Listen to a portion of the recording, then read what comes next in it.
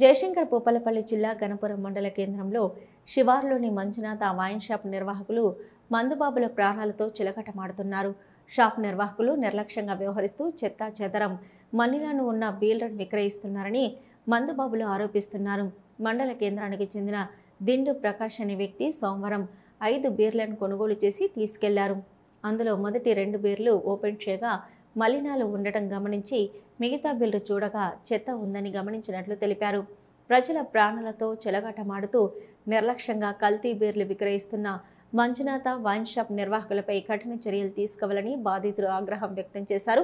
Excise అధికారుల పర్యవేక్షణ లోపం వల్లే మద్యం షాపుల్లో ఇలాంటి కల్తీ బీర్లు విక్రయిస్తున్నట్టు మందుబాబులు ఆరోపిస్తున్నారు. దిండు ప్రకాష్, భూపాలపల్లి జిల్లా గణపురం మండలం. మా ఇంటికి వాళ్ళ బంధువులు వచ్చినందుకు బీర్లు తీసుకున్నాం. మా అబ్బాయి ఒక్కడు తాగిండు, తాగుతున్న కచరా వచ్చింది, అందులో చెత్త వచ్చింది. ఇంకోటి తీయంగానే అందులో కూడా ఉన్నది.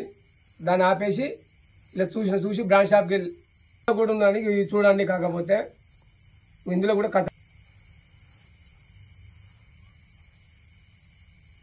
కల్తీ బీర్లు అమ్మి ప్రజల ప్రాణాలు పోతున్నాయి.